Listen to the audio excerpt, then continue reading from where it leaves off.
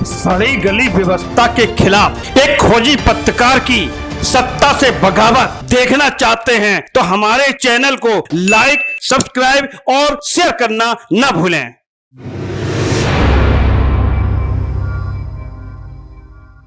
दरअसल मैं उन पत्रकारों में नहीं हूं जो चाटुकारिता से नौकरी में बने रहते हैं।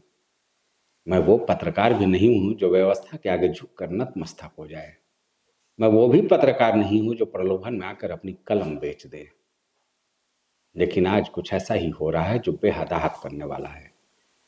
एक से बढ़कर एक व्यवस्था के पोल खोलने वाले पत्रकार आज पत्रकारिता छोड़कर नौकरी करने को विवश हैं। घुटन भरी जीवन जी रहे हैं और हालात इस कदर बदल गया है कि अब गुंडा माफिया, बड़े बड़े घोटालों बाजों का नेक्सस चलाने वाले न केवल पत्रकारों को बेइज्जत करते हैं बल्कि अब तो बात हत्या तक पहुंच चुकी है। आज व्यवस्था यानी शासन सत्ता को इस बात की तो चिंता है कि होली के दिन जुमे की नमाज का समय क्या हो। मुसलमान होली के दिन घर से बाहर निकले या न निकले जुमे की नमाज को लेकर, लेकिन इस बात की फिक्र कहाँ कि एक पत्रकार की जघन्य हत्या कर दी जाती है और हत्या का संदेश जाता है सीतापुर के खाद्यान्न में जबरदस्त धांधली करने वाले नेक्सस पर। कार्रवाई चल रही है, लेकिन क्या उससे उस पत्रकार का जीवन वापस आ पाएगा जिसके निर्मम हत्या कर दी गई। अब भाई ऐसे मामलों पर हमारे जनप्रतिनिधि हंगामा करते थे, मुद्दे उठाते थे, जन आंदोलन होता था तो कम से कम परिवार को कुछ न्याय मिलता था, कुछ भरोसा मिल जाता था। लेकिन अब ऐसा होता कहाँ है। एक बड़े निजी चैनल के पत्रकार ने एक खबर दिखाई कि मिड डे मील में बच्चों को रोटी के साथ नमक दिया जा रहा है। उस चैनल ने खबर जमकर चलाई, लेकिन परिणाम क्या हुआ। मिड डे मील के नेक्सस का ऐसा दबाव रहा कि उस पर कार्रवाई होने के बजाय रिपोर्टर पर ही मुकदमा लिखकर जेल भेज दिया गया और उस खबरिया चैनल के मालिक मुग्ध दर्शक बने रहे। आज भी दैनिक जागरण जैसे बड़े संस्थान के रिपोर्टर राघवेंद्र वाजपेयी की हत्या कर दी गई। तेज तर्रार रिपोर्टर जो उत्तर प्रदेश के सीतापुर में धान खरीद में बड़े पैमाने पर धांधली करने वाले पूरे घोटालोबाजों का पर्दाफाश कर रहा था, उसे इन दलालों ने मौत के घाट उतार दिया। निर्मम हत्या कर दी गई। किस तरह से उसकी हत्या हुई वो किसी से छुपा नहीं है। बेहद आहत करने वाली खबर आई थी। हालांकि मामले पर कार्रवाई भी की जा रही है, लेकिन हत्या की नौबत आई क्यों। 2-3 दिन तक कुछ पत्रकारों की टोली का विरोध प्रदर्शन होता रहेगा और मामला फिर ठंडे बस्ते में चला जाएगा और फिर अगले मोड़ पर किसी और पत्रकार की बारी।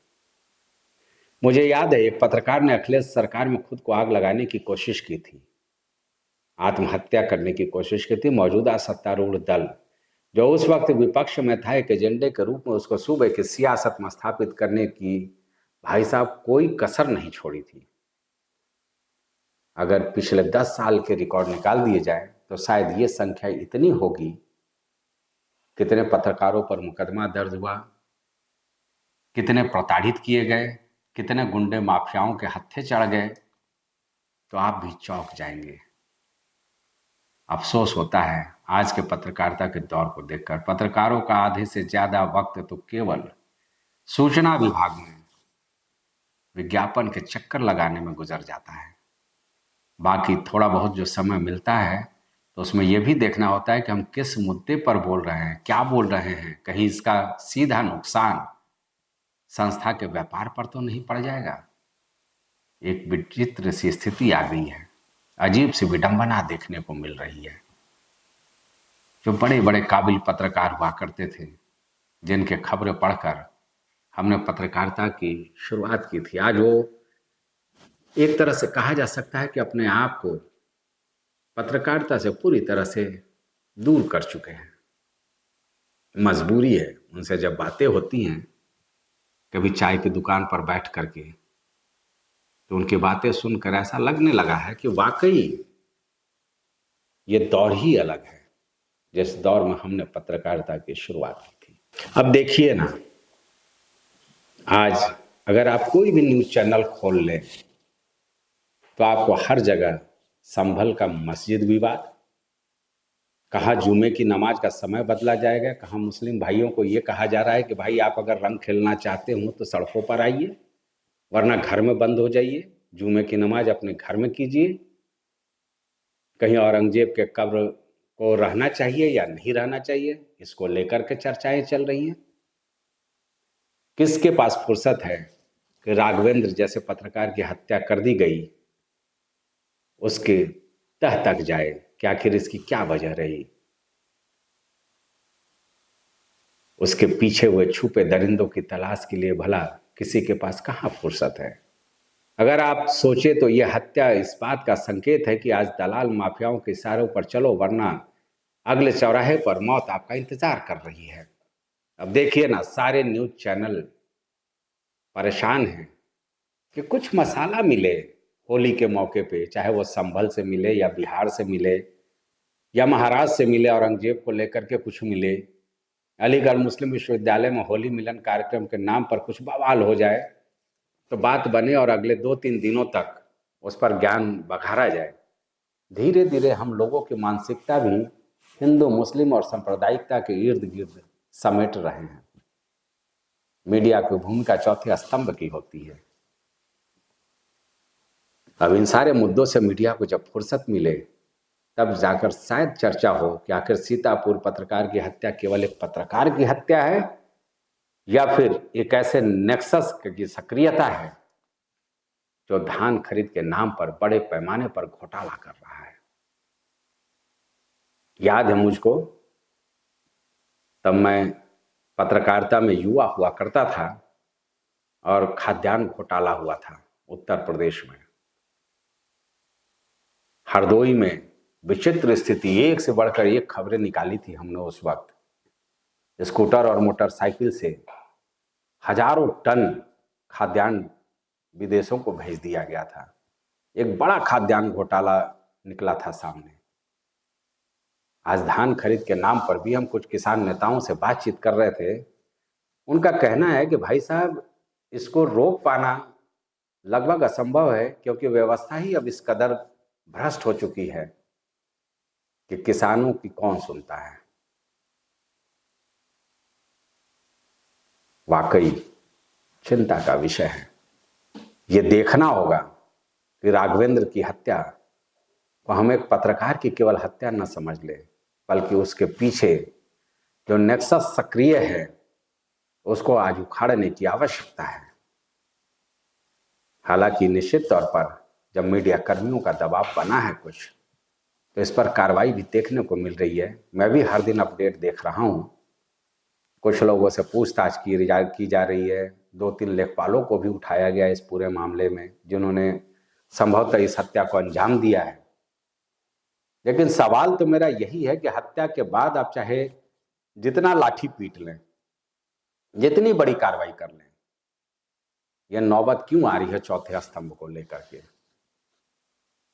हम मीडिया वाले तो सिर्फ ये करते हैं, सरकार की आंखें खोलते हैं अपनी खबरों के जरिए। हमारा मकसद होता है कि ऐसे भ्रष्टाचारों को हम जग जाहिर करें, जिससे सरकार उस पर एक्शन ले।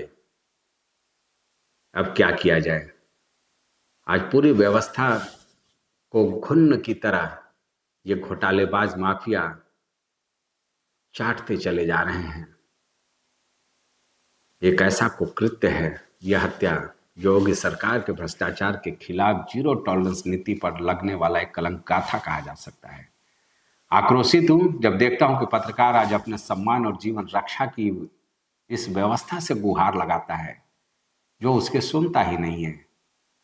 लेकिन यह भी याद रखना पड़ेगा कि उत्तर प्रदेश का मुख्यमंत्री काफी सख्त हैं इन सब मामलों को लेकर। हिंदुत्व का बेशक उनके ऊपर थोड़ा सा ठप्पा लगता है, वो कट्टर हिंदुत्ववादी नेता हो सकते हैं योगी आदित्यनाथ, जो मुख्यमंत्री हैं उत्तर प्रदेश के, लेकिन कानून व्यवस्था को लेकर के निश्चित तौर पर हम उम्मीद करते हैं कि उनके रहते जो भी आरोपी है इस पूरे मामले में उसको ऐसी सजा मिलेगी कि चौथे स्तंभ की एक बार फिर रक्षा हो सके। अब देखिए ना स्थितियां क्या हैं। बात कहाँ की जाए? विधानसभा से लेकर संसद तक की बात कर ली जाए। दागियों की एक लंबी फेहरिस्त है, एडीआर की रिपोर्ट है, सुप्रीम कोर्ट में एक मामला दर्ज किया गया था जिसमें 251 सांसद दागी बताए गए थे, उस पर अभी सुनवाई चल ही रही है। बात कर ली जाए शासन और सत्ता की, तो शासन में तो हमें लगता है कि जहां हाथ डालो वहीं भ्रष्टाचार और भ्रष्ट अधिकारियों का एक रेला सा लगा हुआ है। सत्ता पक्ष या विपक्षी दलों की बात कर ली जाए तो वो सिर्फ अपने राजनीतिक नफा नुकसान के हिसाब से ही किसी मुद्दे को या तो तुल देते हैं या उसकी अनदेखी कर देते हैं। हर तरफ अंधेरा है और जाहिर सी बात है इसी में से एक उम्मीद की रोशनी निकालने की हमारी कोशिश है। हमें लगता है कि वो दिन भी आएगा, क्योंकि कहते हैं ना कि हर शाम के बाद सुबह जरूर आती है। विचित्र स्थिति है, मीडिया तो सिर्फ ये तलाशने में लगा हुआ है कि किस मौलाना ने क्या विवादित बयान दे दिया। कहाँ हिंदू मुस्लिम दंगा की हालात हैं? अगर हालात नहीं है तो ऐसा क्रिएट किया जाए, मनोवैज्ञानिक रूप से लोगों में ये भर दिया जाए, वो हिंदू मुस्लिम दंगा हो जाए, वहाँ गंगा जमुनी तहजीब छन्न भिन्न हो जाए। अरे भाई, सबको जीना है और सबको जीने दो। एक व्यवस्था पारदर्शिता और ईमानदारी के साथ चलती रहे और चौथा स्तंभ इन सब को आगे बढ़ाने में अपनी भूमिका निभाए, तो शायद हमें लगेगा कि वो दिन लौट आए जब हम लोगों ने अपने युवा काल में पत्रकारिता का दौर शुरू किया था। वरना कोई बात नहीं, अगर व्यवस्था नहीं बदलती है तो राघवेंद्र जैसा पत्रकार मारा जाएगा। उन्नाव में क्या कुछ हुआ था वो भी आप जानते हैं। आप कहीं चले जाइए, कानपुर से लेके मुरादाबाद तक, बुंदेलखंड के झांसी से लेके मेरठ तक कई पत्रकारों की हत्या कर दी गई। सैकड़ों वीडियो ऐसे हैं जिसमें पत्रकारों की जमकर धुनाई की जाती है। हालांकि मैं ये भी नहीं कहूँगा कि पत्रकारिता में जो एक आदर्श मानक था वो वैसा ही बरकरार है जो हमारे ज़माने का हुआ करता था या हमसे पहले के लोगों में हुआ करता था। अब उसमें भी गिरावट आई है, लेकिन क्या ऐसे लोगों को सजा देने के लिए कानून नहीं है? क्या ऐसे लोगों को अब ये गुंडा माफिया सजा देंगे या उनकी हत्या कर देंगे? जंगल का राज कायम हो जाएगा? बदलाव की आवश्यकता है और हमें उम्मीद है कि निश्चित तौर पर एक दिन वो आएगा जब बदलाव की स्थिति होगी। दोस्तों, क्या कुछ होता है इसमें? फिलहाल संसद में आपने सुना ही था कि सीतापुर से आनंद भदौरिया जो सांसद हैं उन्होंने सीबीआई जांच की मांग की है, 50 लाख मुआवजे की भी मांग की है। कांग्रेस के प्रदेश अध्यक्ष अजय राय वो भी परिवार के पास गए राघवेंद्र के और उनको आश्वासन दिया कि भरोसा दिया कि हर तरह का सहयोग किया जाएगा और न्याय की लड़ाई लड़ी जाएगी। लेकिन मेरा तो ये कहना है कि आखिर ये हत्या करने की हिम्मत कैसे इन माफियाओं, घोटालेबाजों और नेक्सस से जुड़े हुए दरिंदों की हुई? तो एक साफ संदेश जाना चाहिए कि जब तक देश में चौथा स्तंभ सम्मान की दृष्टि से अपनी भूमिका नहीं निभाएगा, तब तक देश सशक्त नहीं हो सकता है। फिलहाल इस वीडियो में इतना ही। अगर मेरा ये वीडियो पसंद आया हो तो इसे आप लाइक और शेयर करना ना भूलें और दृष्टांत न्यूज से सीधे जुड़ने के लिए आप इसे सब्सक्राइब करें। आपका समर्थन हमारा हौसला अफजाई करेगा, जिसे मैं बेबाकी से हर मुद्दे पर अपनी राय आपके सामने लेकर आता रहूं। नमस्कार।